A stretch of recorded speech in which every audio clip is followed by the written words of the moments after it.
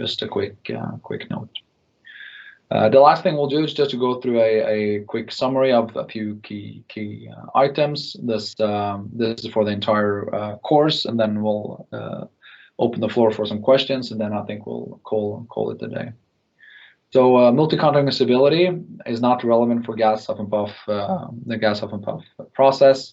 We have talked many times about this new, or not new anymore, but this huff and puff PVT experiment that captures the characteristics of a huff and puff process. And this is such that we get the measure placed just as the MMP, you calculate like MMP experiment, you do it in the lab, but it's actually not, you're just doing that for a particular composition and injection gas and temperature, while composition is continuously changing in the reservoir, right? So it's the same here, that we get a metric that we can communicate to management, which is barrels per million. Simple and useful. We also saw that in a gas huff and puff simulation, I guess, or for those purposes, we need to have introduced a region where you can actually have significant mixing. And we saw that for that to happen, we need to have substantially small pieces of rock and less than, at least on rule of thumb basis, less than maybe 8 feet to have any chance when it comes to the minimum dimension. And they have to be able to mix within a typical soaking period of 1 to 3 months. The recovery efficiency from the SRV is related directly with the size distribution of the rubble. So smaller pieces leading to a higher recovery efficiency. This is related to diffusion that Stian talked about. It was also verified by these ERC experiments. And then the phase behavior part, what really is important is the difference between the pressure within this rubble and the saturation pressure of the fluid mixture within the rubble.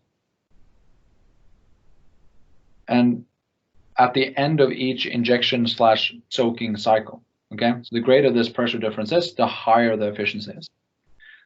Okay, so the first thing is allowing for mixing. The second thing is PVT and phase behavior related. And if you model it compositionally, you kind of delegate that work to the equation of state model and the compositional reservoir simulation model that can do all the material balance and component transport and whatnot of those components, just so you don't have to do that yourself. Some information from the field in terms of compositional tracking can yield a signature that improves our understanding of the recovery efficiency and uplift. Probably recommended to do that. It's fairly easy to do. All the calculations are essentially just done on a computer, and you'll have to sample some very readily available type of data that's not very expensive, and you can get a lot of information out of that.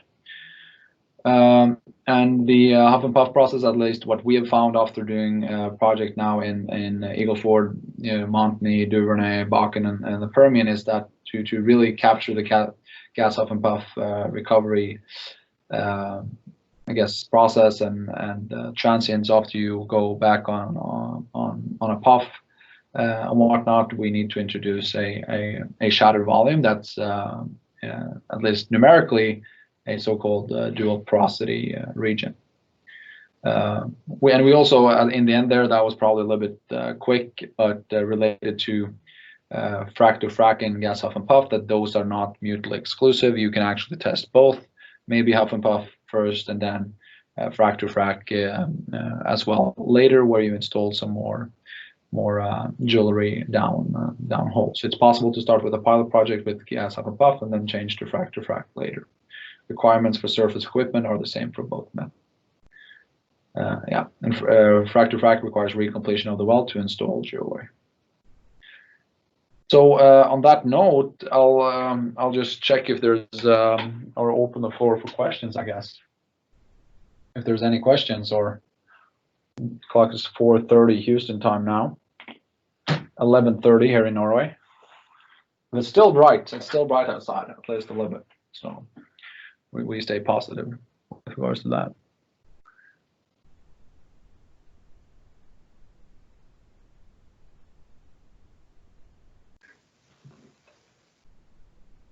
Matthias, this is Jeff again.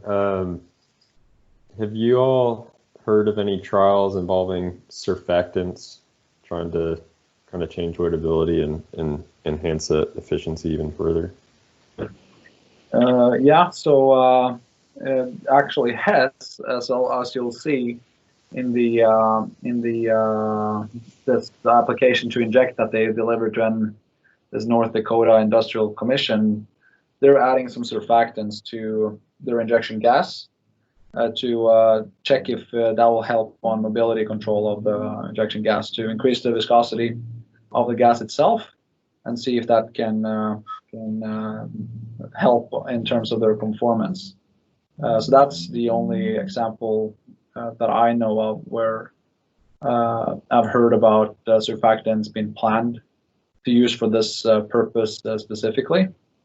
Stian, do you have any other examples? Yeah, there is a research project out of the University of Stavanger here in Norway.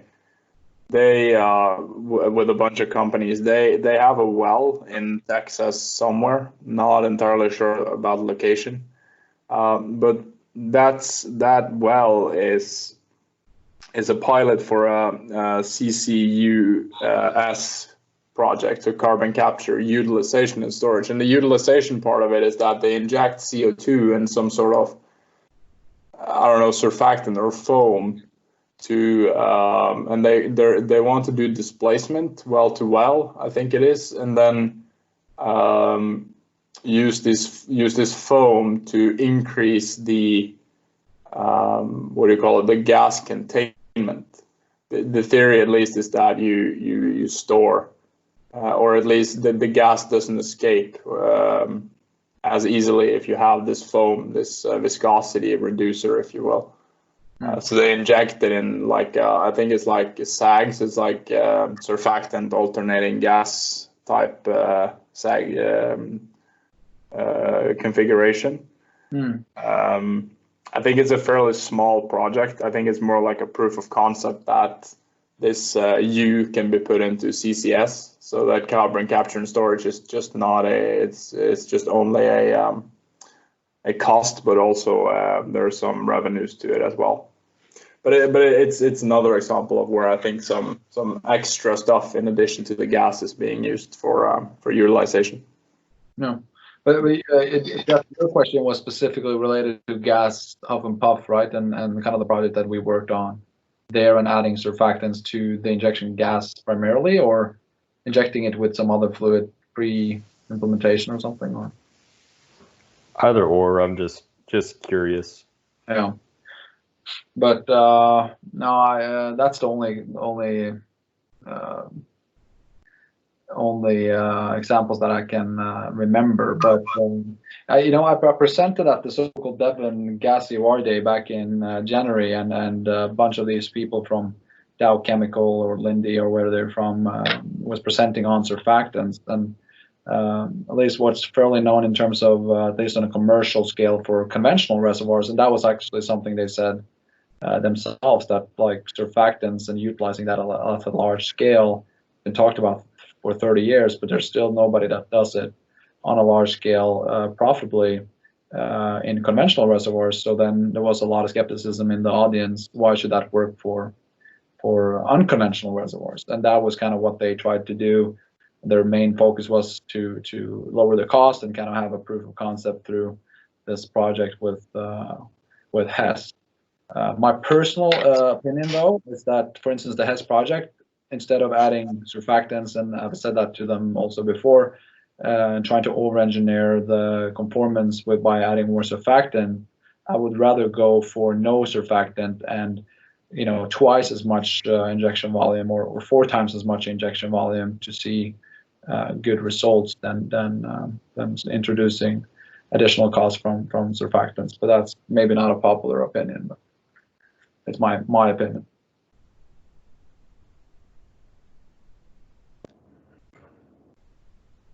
I've got one, might be a very basic question, kind of a dumb question here. But when we're talking about miscibility, right, obviously we're talking about getting into a single phase. Yeah. what happens to the, does anything happen to the molecular size of the mixture? Like when gases and liquids mix, is there any change in the molecular size, you think? And where I'm going with that is just, a lot of talks about the molecular sieving of the mixtures, right? Yeah. So can we tap into it? Could that help tapping into some of that trapped larger molecules?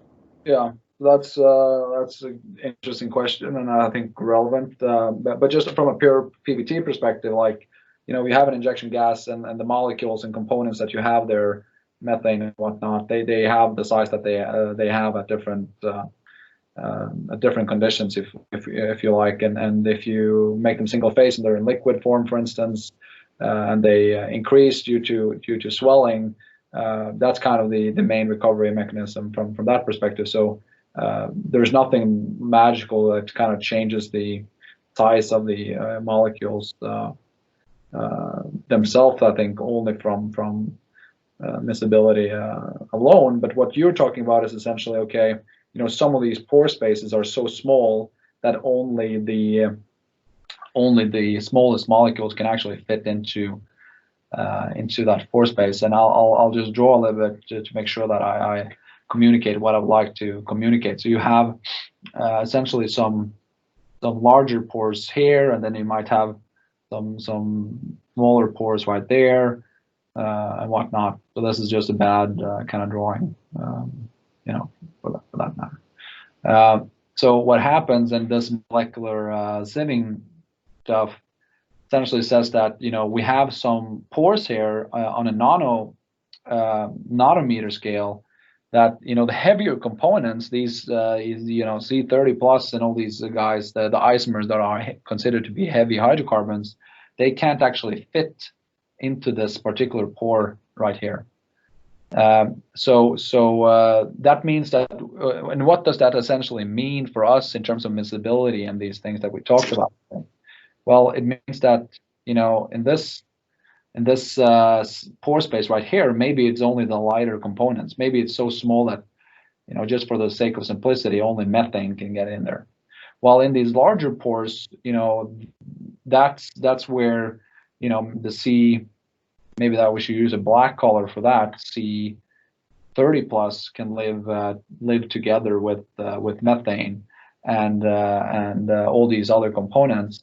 And what I'm, I guess, trying to get at is that the difference between this pore space right here is the composition, right? So the composition of this pore will be different than the composition of this pore, which by definition will mean that we'll have 1 mmP for this pore right here, and a saturation for the pressure for that pore, and another one for this particular pore, and all the different pores, if they have different compositions, they will have different call it different premises for uplift. They'll have the hydrocarbons that can translate into stock tank oil will be different.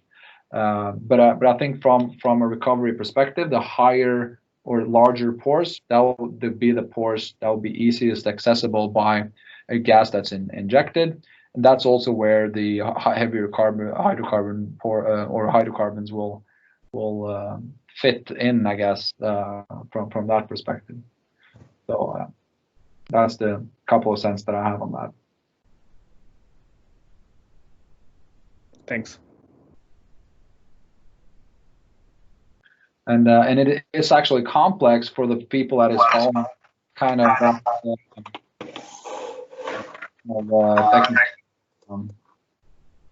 thing in the where we have you have this bubble point suppression stuff that's due to capillary pressures and the size of these pores, but at the same time you have molecular sieving that's working kind of separating molecules and whatnot in another way. So if you have bubble point suppression, your bubble points are going down, while if your fluid is getting leaner, your compositions, your bubble points will go up. So they're kind of contradictory mechanisms here that might cancel each other at least a little bit out as well. So it's super complex, super theoretical item that at least we haven't found necessary to take into account to good recommendations for companies, and at least replicate what we see in the field. So let's see. Got a question. What do we think about applying gas EOR to an Austin chalk well and not an upper Eagle Ford or lower Eagle Ford case? Do you know this kind of project towards Austin chalk? So many interesting things about Austin chalk in general, I think, through the entire Eagle Ford. We've seen areas where, for the folks that are familiar with the Eagle Ford, that are, drier if you target the Eagle Ford formations, but actually gets richer as you go up and put wells into the Austin chalk, which is, above the Eagle Ford. And what's nice about that is that, if you have an Austin chalk area that's prolific, and that essentially there are good primary producers as well, then they would be good candidates for gas off and puff, at least if they're richer than what's below, which is the general trend in the Eagle Ford. That C1 content is increasing as we go downwards, while C7 plus content is going up, which means that at least on a like-for-like basis, Austin chalk very, very positive towards that. But that also, like Austin chalk compositionally throughout the Eagle Ford changes, drastically, just as the upper and lower Eagle Ford as well. So you need to analyze that on an area for area or acreage for acreage basis, because it's changing so quickly over just small distances that it's hard to give a general result. But in general, it should be very, very positive.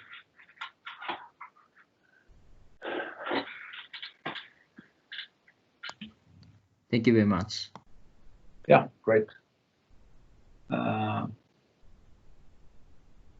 But yeah, so Austin chalk is definitely interesting, and as I mentioned many times, this my email is here.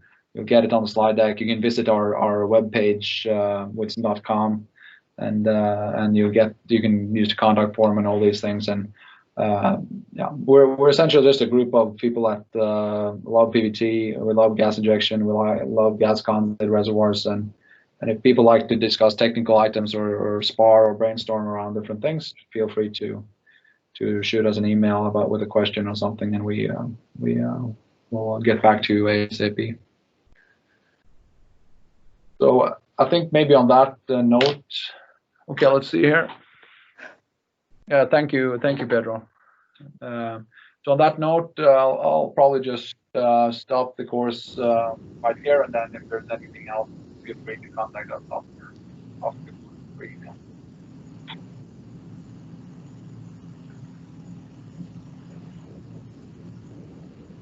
Yeah. Thank you, everybody. Thank you, everybody. It's been our pleasure. And on behalf of SPE, thank you very much, everyone. Thanks. Was that Michelle, or was it? That was Michelle, right? Bye. It was a pleasure. Bye. Thank you all. Appreciate it.